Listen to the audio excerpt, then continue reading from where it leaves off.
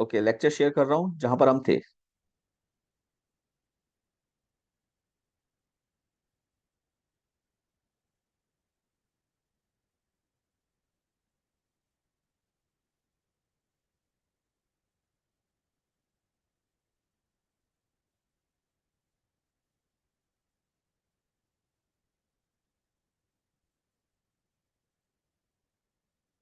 जी बच्चों, लेक्चर बताइए, नजर आ रहा है?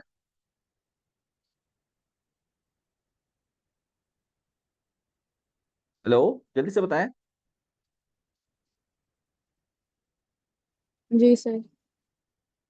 हाँ, हम लोग कह रहे थे कि वी नॉट फाइंड करना है, तो कुछ आइडिया हुआ? क्योंकि आइडिया मैं इससे पूछ रहा हूँ कि अभी इसी क्लास में हमने इसको सॉल्व किया है। जी, कोई आइडिया हुआ किसी को कैसे होगा? इस तरह के न्यूमेरिकल्स भाई आएंगे पेपर में।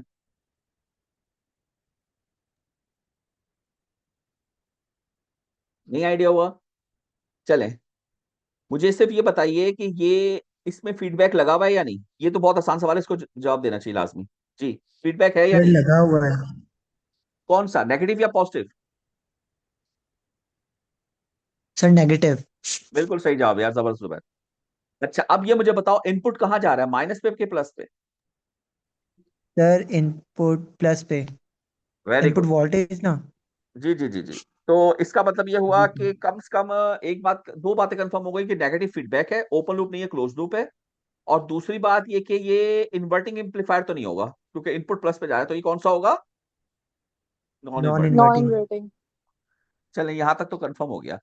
अब नॉन इन्वर्टिंग होगा बच्चों, तो बिल्कुल वैसे ही जैसे अभी हमने कहा था कि अगर मैं कहूं कि ये फीडबैक है और ये वाला जो है वो ग्राउंड पे जा रहा है। देखें, ये फीडबैक है और ये ग्राउंड पे जा रहा है, यहां तक तो बात बिल्कुल सही है। तो ये वाला वोल्टेज जो भी होगा इस नोड का उसको हम इनपुट तस्वीर करेंगे। क्या ख्याल है आपका? वी आई लिख लेता हूँ फॉर एग्जाम्पल यहाँ। सही है? सही है सर। तो वी आउट किसके बराबर हो जाएगा नॉन इन्वर्टिंग के हिसाब से? आप कहेंगे 1 प्लस फीडबैक कौन सा है, 5 के। 5 के है ना फीडबैक। 5। Yes sir. और ये ग्राउंड पे जा रहा है, ये 2 के हो गया, इंटू वी आई। ये होगा नॉन इन्वर्टिंग के हिसाब से। यस और नो? Yes sir. तो मैंने अभी तो सॉल्व किया डिफरेंस एम्पलीफायर में, वही चीज है। अब वी आई देख लो कहाँ है, वी आई इस नोड पर है। क्या एक नोड पे वोल्टेज होता है? नहीं। यहाँ क्या दूंगा, प्लस साइन। और माइनस का आएगा ग्राउंड पे। तो देखा जाए तो वी आई 8 के क्रॉस नहीं हो गया? यस सर, वीडीआर लग जाएगा। और यहाँ पर करंट अंदर कितना जा रहा है? 0। नहीं, जुबैर वीडीआर लगने के लिए वजू जरूरी है ना, तो वजू तो कर लो पहले। अंदर कितना करंट जा रहा है? 0। ये सर 0। सारा करंट ऐसे गुजर रहा है, यस सर। तो सीरीज है। यस सर, सीरीज है। हाँ, तो अब वजू हुआ। अब वी आई आप लगा ले, वी आई किसके बराबर होगा? आप कहेंगे सर 8 के अपॉन 8 और 4 12 के इंटू 3। सही है? सही है सर। तो के से के गया, 4 2 जा 8, हम्म। 4 3 जा 12, 3 3 से गया, वी वन कितना आया? Two words. 2 volts. Okay, V I 2 volt. तो वी नॉट निकालते हैं, 1 प्लस ये 2.5 नहीं होगा?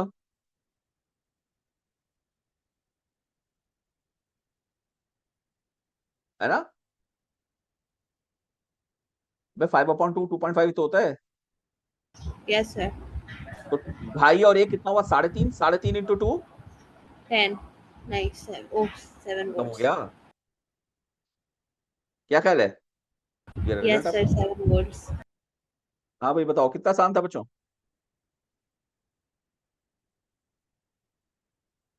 सही है? Yes sir. ओके, कोई सवाल बताएं जल्दी से।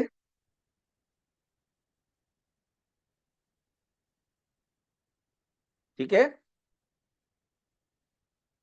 Yes sir. अच्छा, इसको एक तरीके से और भी सॉल्व कर सकते हैं। फॉर एग्जाम्पल किसी को जहन में नहीं आ रहा, चलें आप आपके लिए मैं करवाता हूं।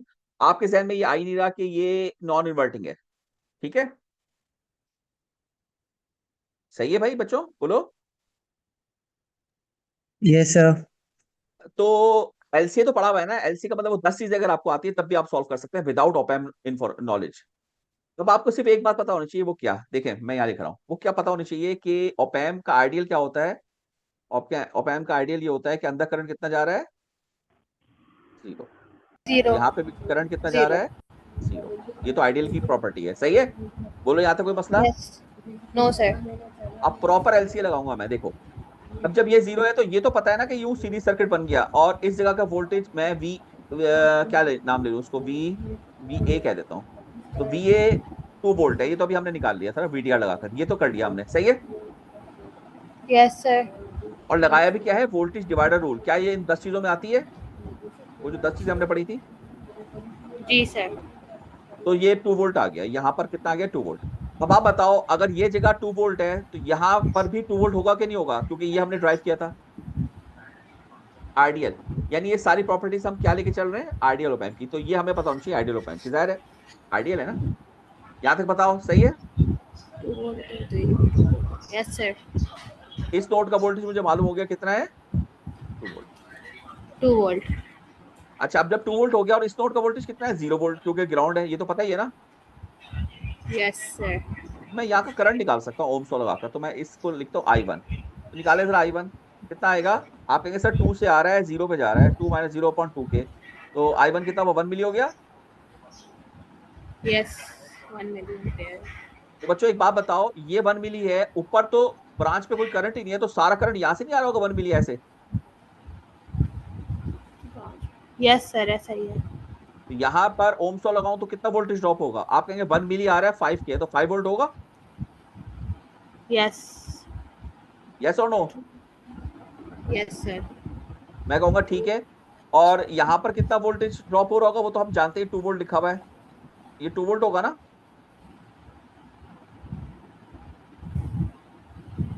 भाई ये 1 मिली है ना, ये 2 के है, तो 2 वोल्ट होगा ड्रॉप के नहीं, यस और नो।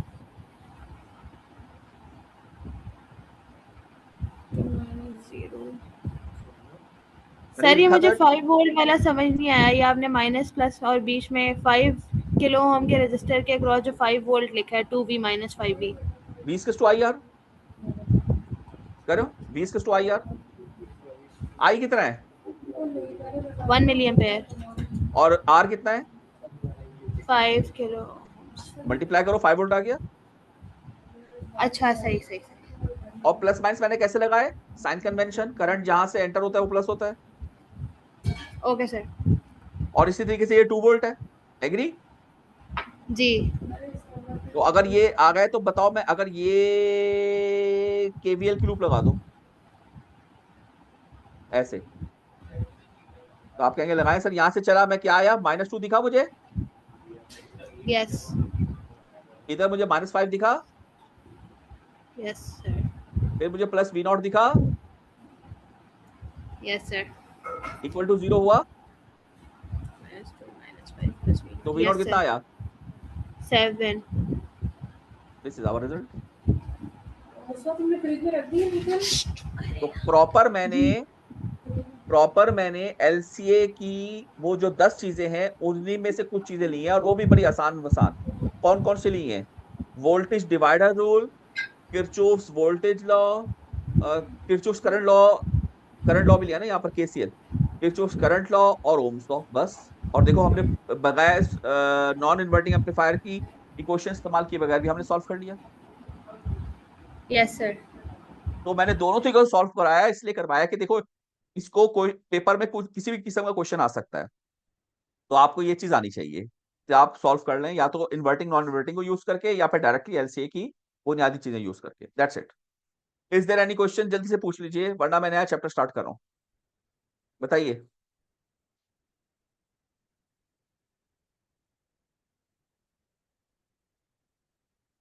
जी बच्चों।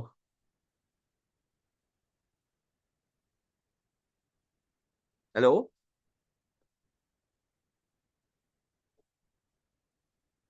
जी जल्दी से रिस्पॉन्स करें। सर आप स्टार्ट करें. ओके, तो ये हमारा एंड हो गया, इसको मैं इसकी शेयरिंग स्टॉप कर देता हूँ।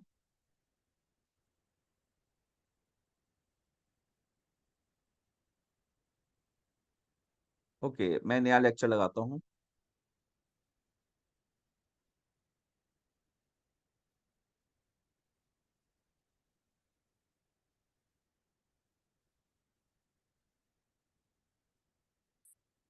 ओके, मैं ये शेयर कर रहा हूँ स्क्रीन।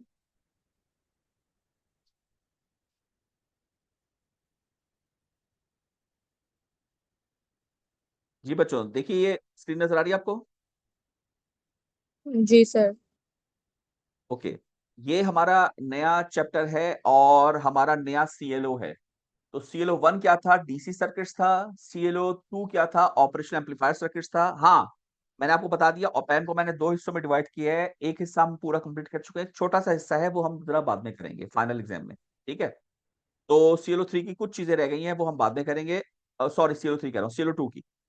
अब सीएलओ 3 पे हम जा रहे हैं, तो लिख लीजिए, हेडिंग दीजिए सीएलओ 3। और सीएलओ 3 क्या था? जिसके अंदर हम डीसी सर्किट्स को इस्तेमाल, सॉरी, आरसी और आरएल सर्किट्स को हम इस्तेमाल करेंगे विद सप्लाई स्विच्ड डीसी, अगर आपको याद हो। तो कोर्स आउटलाइन जब हमारी फिजिकल क्लास होगी मैं दिखा दूंगा उसमें। तो फिलहाल हम स्टार्ट करने जा रहे हैं बेसिक कैपेसिटर्स और इंडक्टर्स का चैप्टर। हेडिंग दे दीजिए, चैप्टर नंबर आई थिंक 6 है शायद, या 5 है, कैपेसिटर्स एंड इंडक्टर्स लिख लीजिए। और एक बहुत अच्छी बात यह कि ये चीज आपने फिजिक्स में कवर की हुई है। इंटर की फिजिक्स में भी थोड़ा बहुत पढ़ा है, मैट्रिक की फिजिक्स में भी थोड़ा बहुत पढ़ा है, और इस फास्ट में यूनिवर्सिटी में आकर अप्लाइड फिजिक्स में आपने इस चैप्टर को पूरा कंप्लीट किया है। तो ये भी एक तरह से हमारी रिवीजन ही है थोड़ी बहुत। जैसे हमने चैप्टर 1 और 2 की थोड़ी सी रिवीजन की थी, इसी तरीके से कैपेसिटर इंडक्टर की भी हम रिवीजन करने के लिए हमने ये रखा है, ठीक है जी बच्चों? यहां तक सही है बात? Yes sir. ओके, तो अब हम स्टार्ट करने जा रहे हैं। तो सबसे पहले कैपेसिटर की हेडिंग दीजिए, लिखिए कैपेसिटर। और हम शुरू करते हैं, जरा ये पढ़ भी लेते हैं थोड़ा सा। क्या कहता है? So far we have limited our study to resistive circuits. बिल्कुल ठीक है, अब तक हमने जो काम किया वो रेसिस्टिव सर्किट्स किए, सिवाय एक डिवाइस, एक्टिव डिवाइस हमने पढ़ी नई, कौन सी थी? ऑप-एम्प, वो एक्टिव था। बाकी सारे हमने सिर्फ रेसिस्टर्स पढ़े। आगे कहता है, in this chapter we shall introduce two new and important passive linear circuit elements। बच्चों यहां पर ये वर्ड कौन सा आ रहा है, जरा गौर कर लो। ये वर्ड क्या लिखा हुआ है? ये बड़ा इंपॉर्टेंट वर्ड है हमारे पास। कौन सा वाला? पैसिव। पैसिव का। तो इसलिए मैंने कहा था कि ये चीज ध्यान में रखिएगा कि रेसिस्टर, कैपेसिटर, इंडक्टर, ये तीनों RLC पैसिव है, ये भी हमने डिस्कस किया। आगे कहता है, unlike resistors which dissipate energy, capacitors and inductors do not dissipate but क्या कहता है? Store energy which can be retrieved at a later time. For this reason capacitor inductors are also called storage elements. ये भी बहुत important बात है, इसको भी नोट कर लीजिए कि कैपेसिटर और इंडक्टर दोनों क्या कहलाते हैं? Storage storage element. एलिमेंट्स। यानी रेसिस्टर एक ऐसी डिवाइस है, ये जिगजैग पाथ, इसके ऊपर सिर्फ और सिर्फ एनर्जी डिसिपेट होती है। अच्छा, ये डिसिपेट होने का मतलब क्या है? इंग्लिश का वर्ड है ना डिसिपेट। कुछ बच्चे समझते हैं, कुछ नहीं समझते। क्या मतलब है डिसिपेट का? मतलब they don't give of energy, they store energy, release नहीं करते। नहीं नहीं, मैं डिसिपेट का मतलब पूछ रहा हूँ। डिसिपेट का क्या मतलब होता है जी? किसी बच्चे को पता है डिसिपेट का? यार ये तो वैसे बचपन से पढ़ा है हम लोगों ने वर्ड। सर डिसिपेट का मतलब होता है कि मतलब वेस्ट नहीं करते, या लाइक नहीं नहीं, सही नहीं बता रही हूँ जी। कोई बताएगा डिसिपेट? भाई एक ही बच्चा क्लास ले रहा है सिर्फ, लग रहा है। बाकी सारे जो है पता नहीं क्यों आए हुए हैं यार। भाई छुट्टी वाले दिन क्लास रखी है यार, कुछ सीखने के लिए रखी है ना आप लोगों को। हमारी निकल भी गई थी क्लास, पार्टिसिपेट तो करो ना यार जी।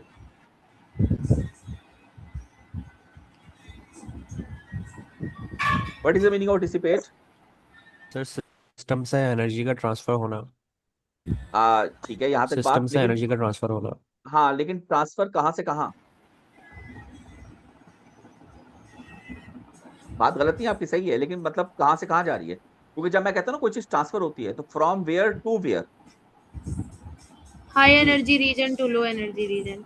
नहीं नहीं नहीं नहीं जी। अबीर, अबीर ने जवाब दिया था ना शायद, ये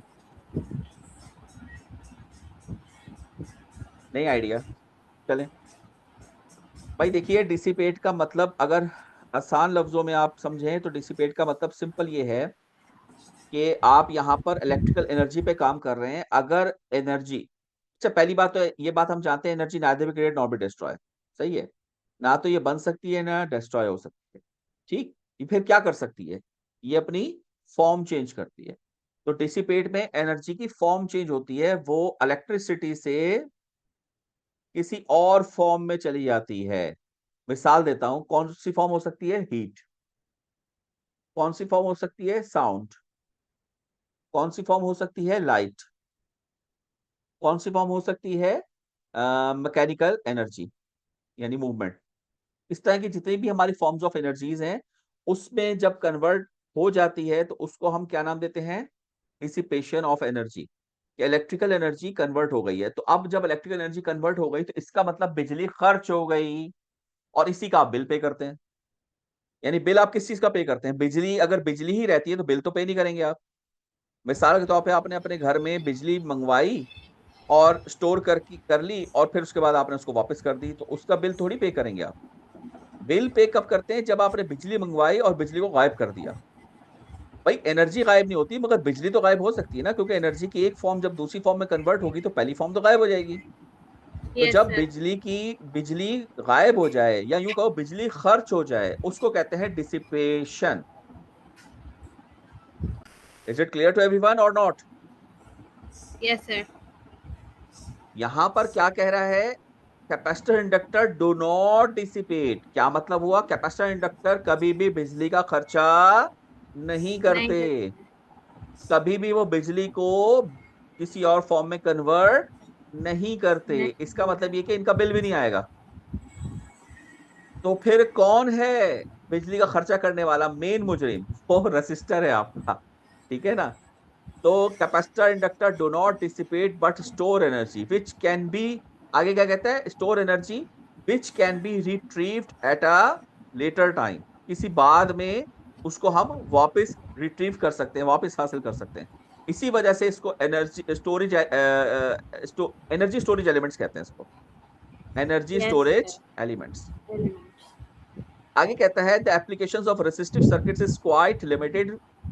बिल्कुल सही है, सिर्फ रेजिस्टर यूज करेंगे तो एप्लीकेशन बहुत कम है। With the introduction of capacitor inductor in this chapter, we will be able to analyze more important and practical circuits. Be assured that the circuit analysis techniques covered in chapter 3 and 4. बच्चों chapter 3 and 4 ये क्या है? वो 10 चीजें। देखो क्या पढ़ा था चैप्टर 3 और 4 में? 3 के अंदर मेथड्स ऑफ एनालिसिस था, और 5 में क्या थे? थ्योरम्स थे। 4 में सॉरी। और 3 को पढ़ने के लिए 2 पढ़ना जरूरी है। तो बेसिकली वो 10 चीजें ही हैं जो इस्तेमाल होती हैं।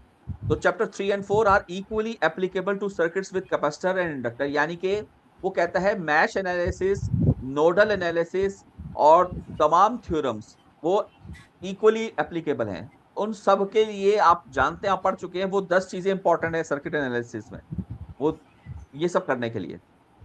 We begin by introducing capacitors and describing how to combine them in series and parallel. Later we do same for inductor, a typical application. ठीक है, वो कहता है भाई पहले हम कैपेसिटर पढ़ेंगे, फिर इंडक्टर पढ़ेंगे, एंड दैट्स इट। ये पूरा चैप्टर हमारे इसी पर है जी। यहाँ तक बात clear?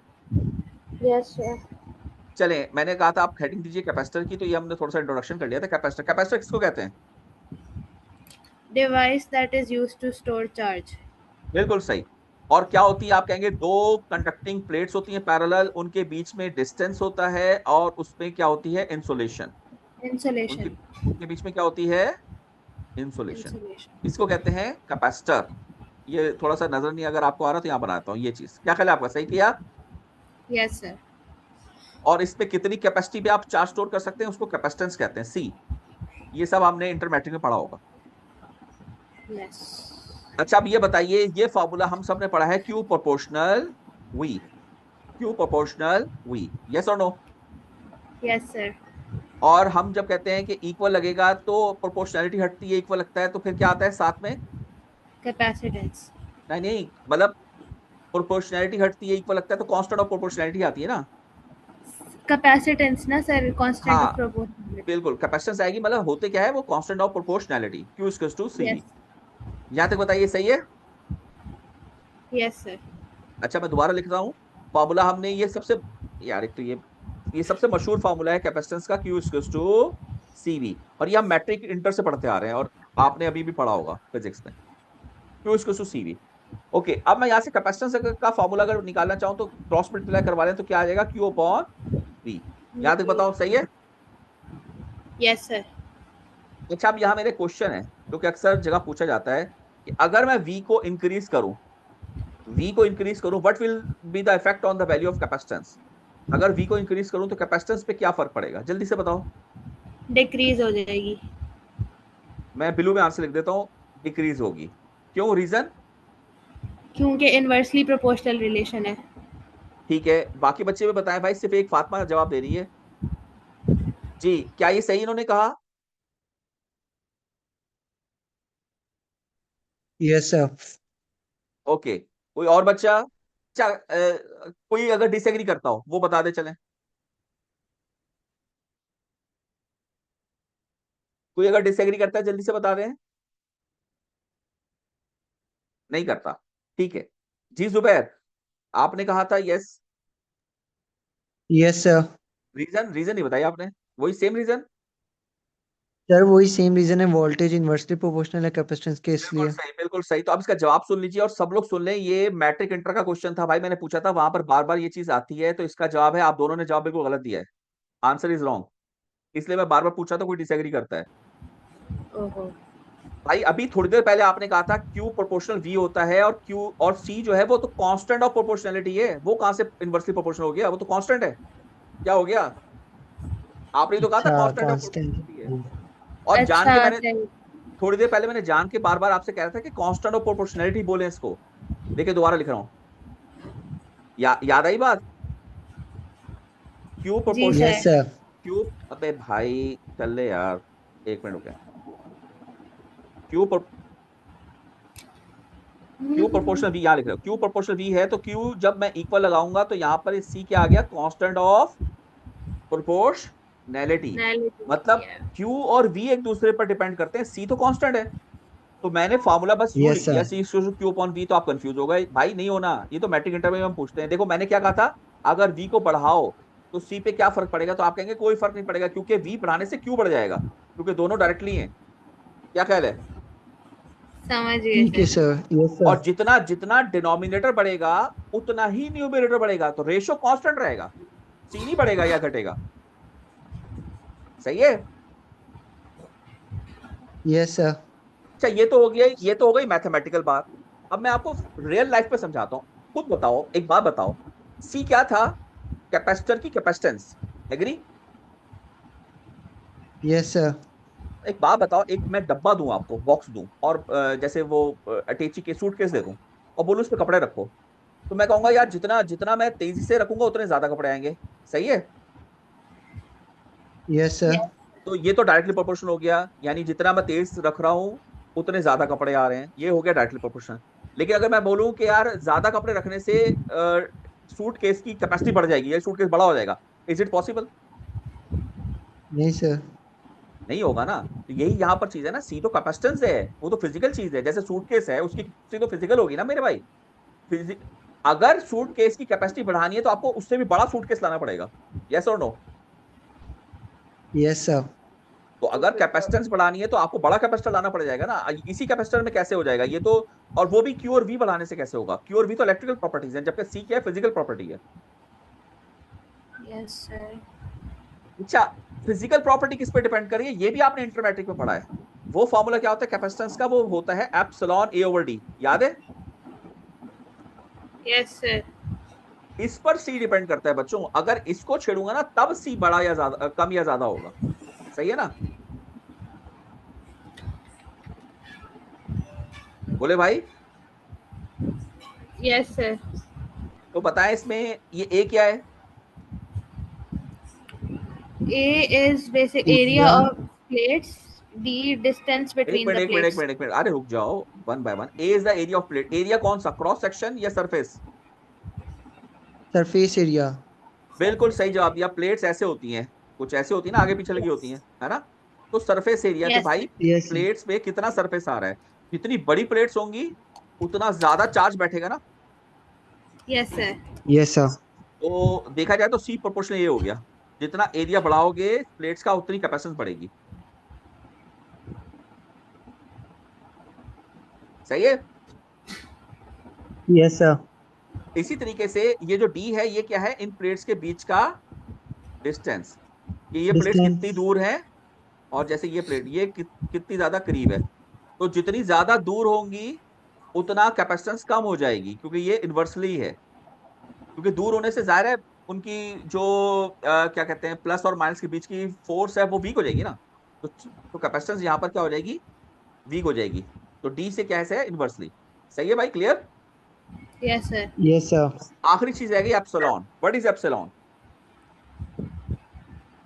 Absolute relativity of the dielectric.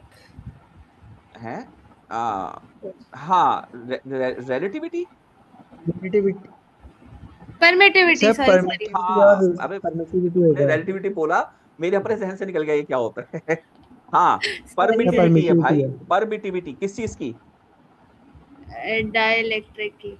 बिल्कुल सही जवाब दिया, वरना बच्चे नॉर्मली गलत जवाब देते हैं। वो कहते हैं परमिटिविटी ऑफ फ्री स्पेस। नहीं, ये है परमिटिविटी, पहले स्पेलिंग लिख लूं, परमिटिविटी ऑफ मीडियम, यानी डायलैक्ट्रिक। जो भी डायलैक्ट्रिक, मीडियम लिख लेते हैं ना ताकि बात ही खत्म हो जाए, यानी प्लेट्स के बीच का मीडियम, परमिटिविटी ऑफ मीडियम। क्या ख्याल है आपका? Yes sir. अच्छा मैं जरा रब कर रहा हूँ, जगह कम हो रही है, मैं दोबारा से लिख लेता हूँ। फॉर्मूला क्या था, सी इक्वल्स टू, ये भाई आवाज आ रही है? आवाज आ रही ना? Yes sir. Yes sir. एक मिनट, ए अपॉन टी, ए अपॉन टी।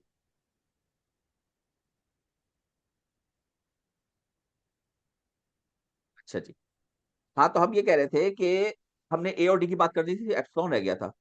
तो मेरा सवाल ये है कि एप्सिलॉन तो हो गया बीच का मीडियम, अगर बीच में मीडियम हम एयर यूज कर लें या वैक्यूम यूज कर लें, सही है, तो बताएं फिर डाइलेक्ट्रिक जो यस रहा। सर।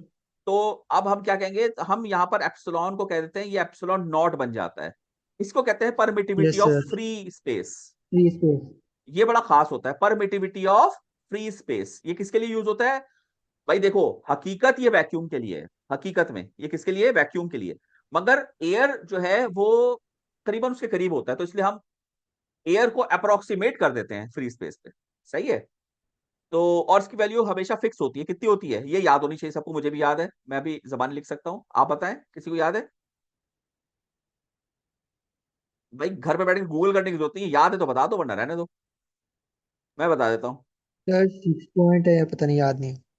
चले मैं बताता हूँ, ये याद होनी चाहिए। 8.85 10 टू पावर -12। देखिए मुझे याद है, मैंने जबानी लिखी है, आपको भी याद होनी चाहिए। 8.85 10 टू पावर -12, ये मैं दूंगा नहीं आपको भाई, वैल्यू आपको याद होनी चाहिए। और यूनिट क्या है भाई इसका, जल्दी बताओ। नहीं याद? फेरेड मीटर इनवर्स और फैरेड पर अपॉन मीटर। अरे बस यस बस भाई, फैरेड पर मीटर। देखो यहीं से निकल रहा है ना यार, ये देखो ना, एप्सिलॉन का फॉर्मूला यस क्या सर, बना, सी डी सही अपॉन कह ए। रहे हो। सी डी अपॉन ए बना। यस। सी क्या है, फैरेड, डी क्या है, मीटर, और ए क्या है, स्क्वायर मीटर। तो मीटर से स्क्वायर मीटर कट का बच गया फैरेड पर मीटर। यस। तो ये हमारे पास फ्री स्पेस हो गई। अच्छा अब हम जानते हैं कि अगर फॉर एग्जांपल कोई मीडियम इस्तेमाल होता है तो वो हम उसकी अपनी एब्सोल्यूट परमिटिविटी को हमेशा इस्तेमाल नहीं करते, हम रिलेटिव इस्तेमाल करते हैं। यानी हम ये कहते हैं कि किसी भी मीडियम की जो है वो फ्री स्पेस से रिलेटिव कितनी है, तो मैं फ्री स्पेस हमेशा डिवाइड कर देता हूँ। यानी कोई मीडियम है उससे फ्री स्पेस डिवाइड किया, जो रिजल्ट आता है उसको रिलेटिव परमिटिविटी कहते हैं। एक्चुअल परमिटिविटी किसी भी मीडियम की किसके बराबर होगी, एप्सिलॉन नॉट एप्सिलॉन आर। अब आप जब भी कैपेसिटेंस फार्मूला इस्तेमाल करेंगे तो आप कहेंगे epsilon over D is the formula. और एप्सिलॉन किसके बराबर होता है, epsilon naught epsilon R A upon D, ये यूज करेंगे। अगर एयर या वैक्यूम हुआ ना, उसका रिलेटिव 1 होता है। उसका रिलेटिव क्या होता है, 1, क्योंकि वो तो खुद ही है। तो अगर रिलेटिव 1 होगा तो ये फॉर्मूला सिंपल एप्सिलॉन नॉट से रिप्लेस हो जाएगा। लेकिन अगर कोई और मटेरियल इस्तेमाल करेंगे तो उसका एप्सिलॉन आर आपको गिवन होगा। मिसाल के तौर पर एप्सिलॉन आर की वैल्यू आपको 2 दे दी, 2.5 दे दी, 3 दे दी, 4 दे दी, so on so on so on. तो वो आपको पता चल जाएगा कि फ्री स्पेस से कितना मतलब किस हिसाब से है। तो हमेशा रिलेटिव टू फ्री स्पेस इस्तेमाल किया जाता है। आइए अब जरा इसको स्लाइड में भी देख लेते हैं। इतनी सारी चीजें मैंने आपको बताई। तो अगली स्लाइड पे देखिए, ये देखिए क्यू सी का फॉर्मूला आ गया, इसकी डेफिनेशन आ गई, ये प्लेट्स दिखाई हुई है, चार्ज दिखाया हुआ है, वोल्टेज दिखाया हुआ है। ओके, इसके बाद नेक्स्ट कैपेसिटेंस की डेफिनेशन भी दी हुई है। उसके बाद ये सी बराबर है एप्सिलॉन ए ओवर टी। फिर बता दिया सरफेस एरिया है, स्पेसिंग है, परमिटिविटी ऑफ मटेरियल है। ठीक है, ये तीनों बातें हमने सारी कर ली हैं बच्चों, एक दफा पढ़ लीजिएगा। और उसके बाद एक नई चीज है, वो अभी छोड़ देते हैं। यहाँ तक बताएं, सही है, क्लियर है? Yes sir. Yes sir. Okay, अब अगली बात, सवाल ये है कि हाँ, चलें, मैं रेसिस्टर से शुरू करता हूँ बात, ताकि रेसिस्टर पढ़ा हुआ है ना, वो आपको समझ आएगा। रेसिस्टर जब हम बनाते हैं तो हम क्या कहते हैं, ये इससे गुजरने वाला करंट है, ये इसके क्रॉस वोल्टेज है। तो आई और वी का रिलेशनशिप हमें कौन बताता है, बताओ, रेसिस्टर में? Ohm's law sir. रेजिस्टेंस। बिल्कुल सही, Ohm's law, V equals to IR। Yes और नो? Yes sir. और ये कैसी क्वेश्चन है? आप कहेंगे ये सिंपल लीनियर अलजेब्रिक के क्वेश्चन है। अलजेब्रिक के क्वेश्चन बहुत आसान होते हैं सॉल्व करना, है ना? Yes sir. Yes sir. अच्छा, अब अगर मैं यही बात कैपेसिटर में आपसे करूं, तो ये देखो डायग्राम बनी हुई है। देखो आर की जगह पे कौन आ गया, सी।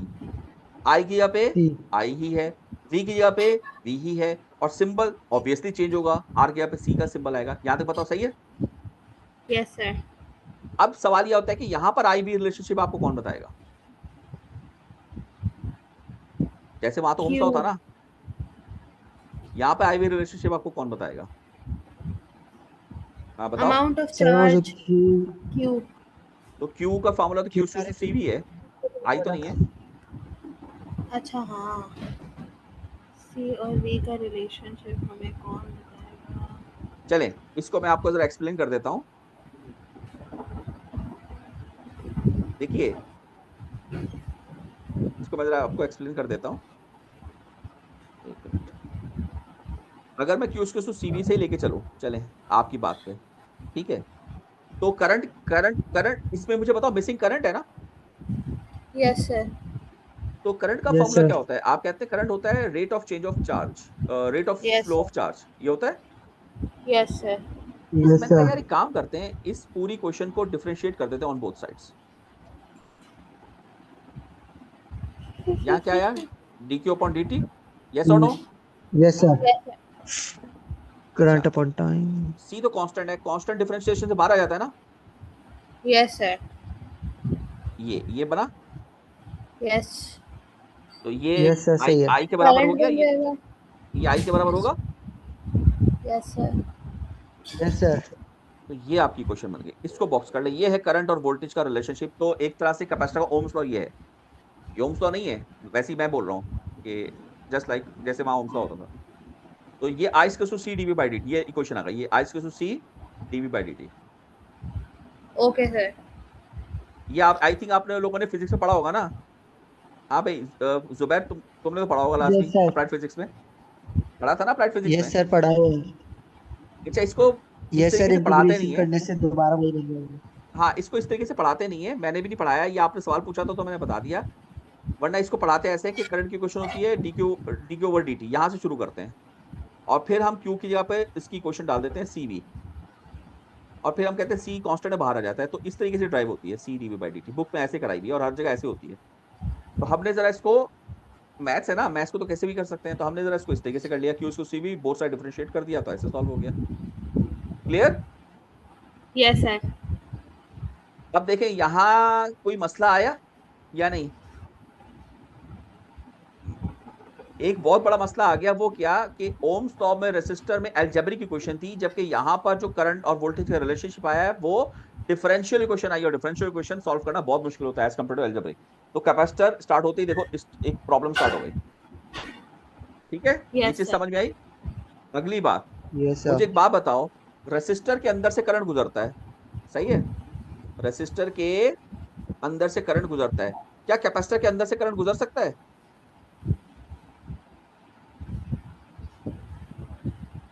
सर अंदर तो इंसुलेटर है, एयर लगी हुई है तो नहीं। नहीं गुजरेगा, बिल्कुल सही। अभी देखो बुक वाले ने एरो हेड साइड में दिया है, इसके अंदर से नहीं दिया, बल्कि रजिस्टर के ऊपर दिया होता है, रजिस्टर के ऐसे नहीं दिया होता, यस सर। जबकि कैपेसिटर में हमेशा ऐसे दिया होता है, बताने के लिए कि इसके अंदर से कभी कोई करंट गुजर नहीं नहीं सकता। सकता। क्यों? क्योंकि इसके बीच में कौन है, इसके बीच में कौन है बताओ? इंसुलेटर है। ना ना ना ना, एयर, मॉडल में बताओ इंसुलेटर। कौन है, मॉडल मॉडल में क्या कौन है? ओ इंसुलेटर, ना ना ना ना, air, open air, circuit. Air. अरे ओपन सर्किट है, अच्छा, मॉडल ओपन में एयर कहाँ से आ सर्किट। गई? मॉडल तो कॉपी पे बना रहा हूँ, कॉपी पे एयर कैसे बनाऊंगा?